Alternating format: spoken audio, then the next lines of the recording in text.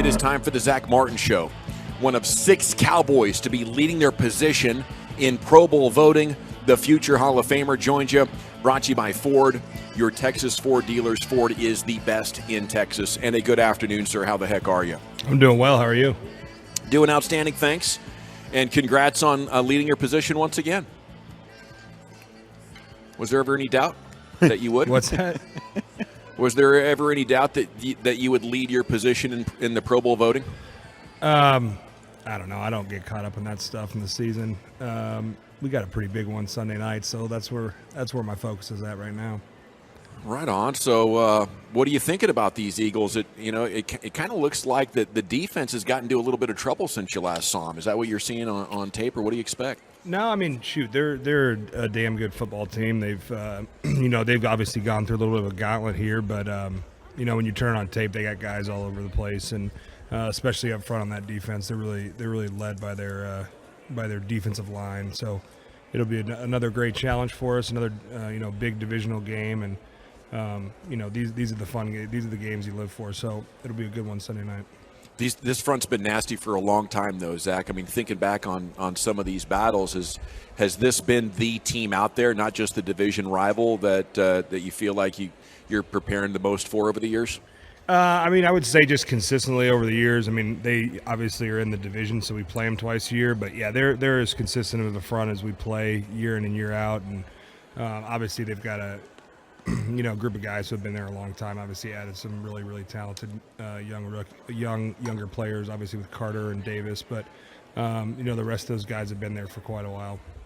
Yeah, Zach, I was going to ask you about that because you do have a kind of a history with some of their guys, but what have you learned about, and we see it on the tape, just massive dudes, just hard to sit down on, and hard guys to move. What have you learned about the young guys in the times that you've been able to go up against them? Yeah, they you kind of hit it there. I always say defensive linemen, when they've got power, that's something you always got to think about, and they've done a nice job of putting together a defensive line that all have some bit of power, but also have moves off of that. So anytime a defensive lineman can throw you a fastball with their power, it gets you thinking a little bit, and then obviously they got their moves off of it. So again, it's going to be a big test. Like I said, Carter, I think is a very fine football player, and then Davis is playing really well this year. He's gotten a ton better since last year. He's really holding down that middle of their defense, and he's a big man.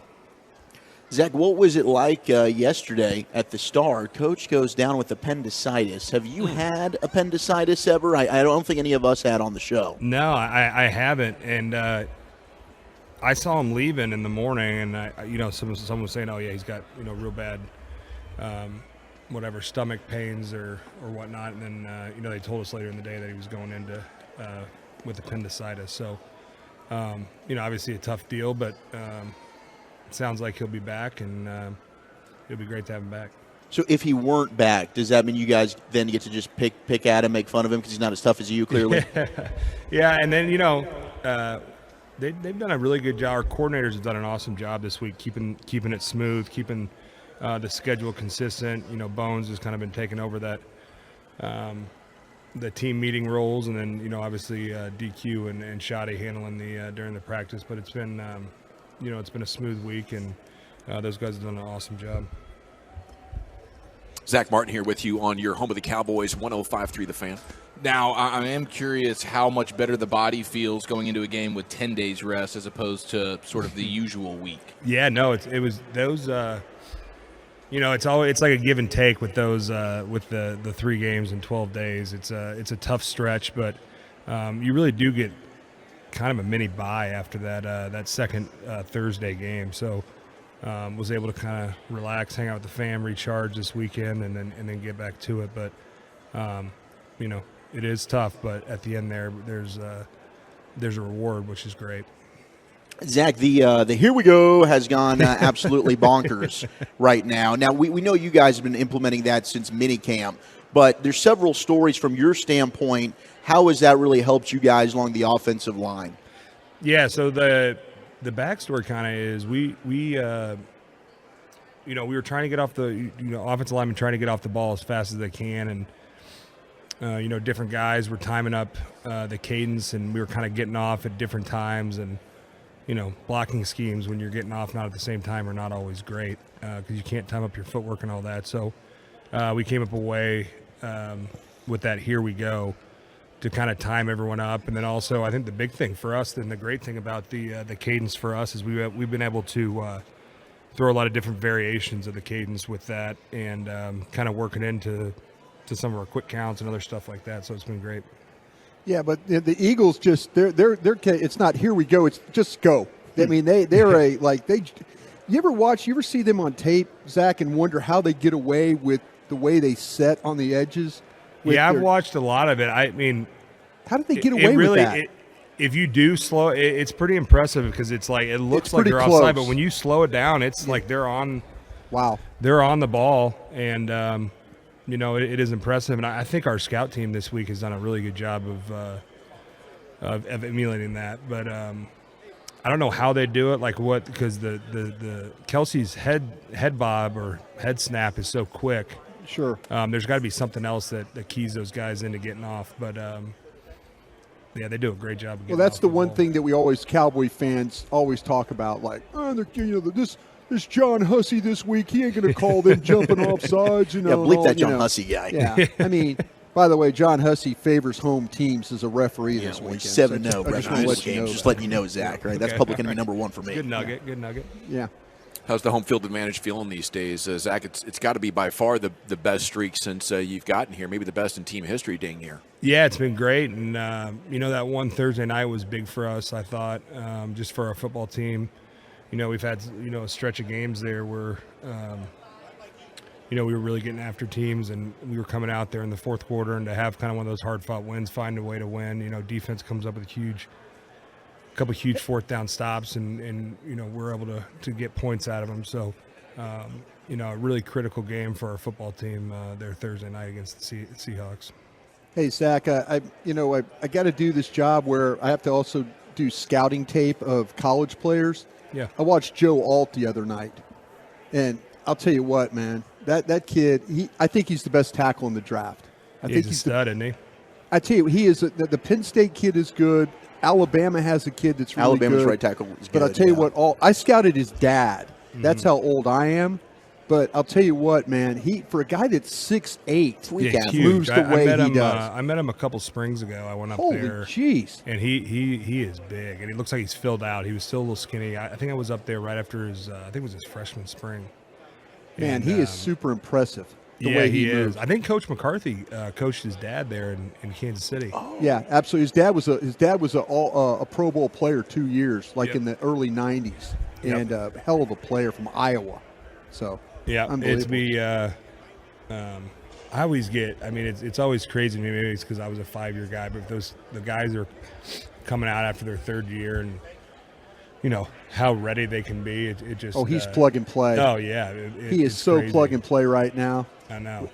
He's got good technique. He's nasty. He's long. He's big. He's everything you want to tackle.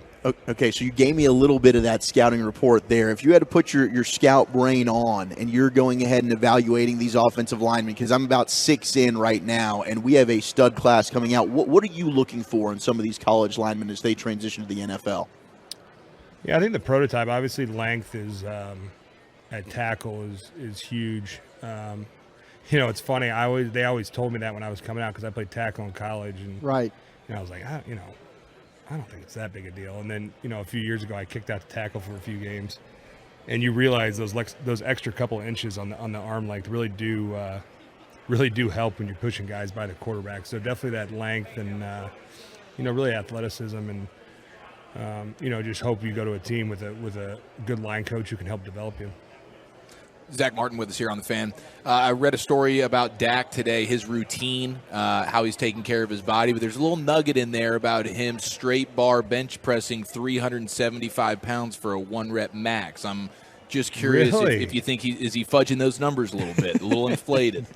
That may be off-season Dak. I'm not sure about in-season, but off-season, Dak gets after it in the weight room now, so I could see that. I don't know if I've seen it with my eyes, but I could definitely see it. He gets after it in there. What's the most impressive thing you've seen from a teammate in that weight room? I mean, just look at Tyron. Anytime he lifts, it's pretty. Freak. Yeah, I mean, it's insane. You know, you got the rest of the offensive line, and then you look over at him, you're like, oh my god. You know, the thing that's crazy about him too is like we had an off season where I remember he went like on a couple trips maybe during the off season, and every time he came back from the trips, like he was stronger. And I'm like, you're just on the beach for a week. How are you stronger than when you left? So he's just an absolute freak. So if you want to see some lifting, go in there and watch Tyron do it. Tyron's the man to watch. Okay, but if we were all in the weight room right now and we were like, Zach, would you please impress us with something? Like, what's the thing that you would do to be like, okay, watch this right here. Heavy back squats. I'm solid. I'm not like freakishly strong, but I would say I'm definitely above average in the strength column. I got a pretty good bench, pretty good squat. Well, you definitely did a good job when it came to putting the Christmas tree decorations up, and you had your little girl over your shoulders. I saw that picture that came out, dude. Is it FOCO USA? Yeah, FOCO. And hashtag hoodie season. That hoodie looks absolutely incredible. How do we get one of these? Dude, it feels like I don't think I ever had one. My wife maybe had one of those like Snuggies, and it's kind of like that. It's like a giant hoodie, but the inside is like almost like this like. It's super soft, like sheep wool or something. So it's, I'll get you hooked up. Don't worry. Okay, let's go. Yes. Look at that. Oh, Merry Christmas, Walter. Zach, you don't know what you just did. That's one of those things. I'm sure you had some nights there in Notre Dame you regretted. You might just regret that one. Happy Hanukkah to me. Yep. He's still blowing up Danucci about one of those hats from 18 months ago. Yeah. He's long gone, man. us. You're out. You're out. Yeah. Hey, you hit up Sean McKeon's got. He's the hat guy. Him and Danucci are pretty tight. So they. If I ever need a hat, that's who I go to. Hey, Zach, you guys got after the Eagles offensively the first time. I mean, it was, I think, 406 to like 290 yards. You outgained them. But at that time, the red zone was 29th in the league. That's what you guys were scoring. And now you've made up so much ground that you're middle of the pack in the red zone. So you've been catching up and doing mad work since then.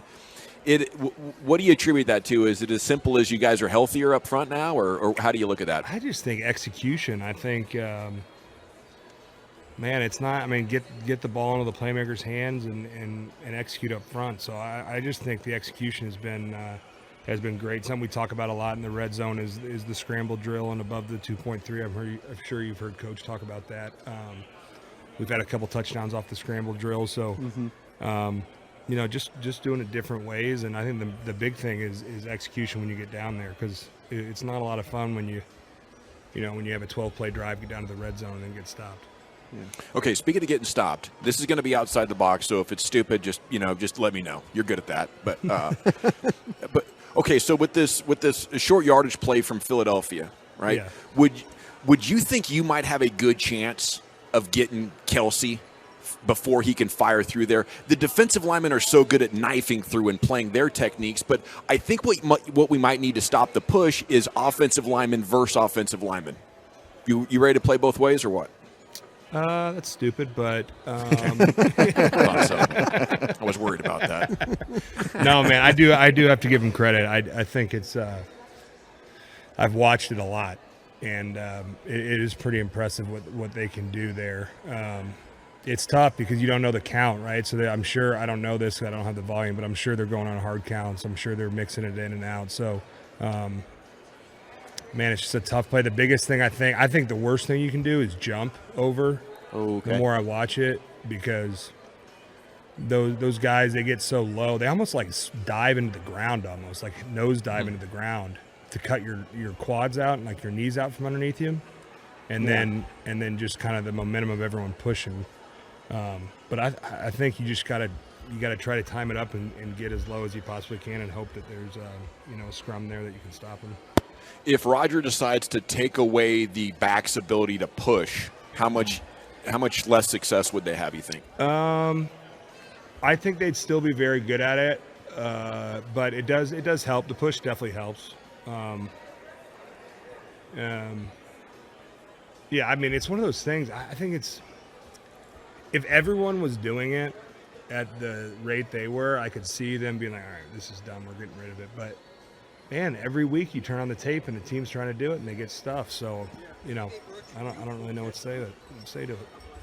Yeah, I think I'd be ticked off if I was their owner and they took it away. I think they were 34 or 36 before the they're a good sneak team regardless. I mean, do you think that there's an injury risk involved in the play? Because I think that's the reason they might be looking at wanting to take it out. I mean, maybe just because when you watch it, I mean, they like swan dive on the ground, like straight nose dive down. So that maybe that's the reason, but other than that, it's just no one else is doing it like that. Hey, Zach, remember, this is the defensive line, too, that likes to jump through the center's legs when you try and spike the ball. Oh, yeah. So be alert, right? Yeah, we watched it. We watched it this week. Oh, yeah. Okay. I knew you were ahead of the game on this one. Yeah. Zach, Trying to do my part here. We're going to get a little extra S-talk from you, sending Shaq Leonard's way this weekend. Man, what the heck, man? He was in the building last week, but, it is what it is. We'll move that forward. NIL money didn't come through like it should.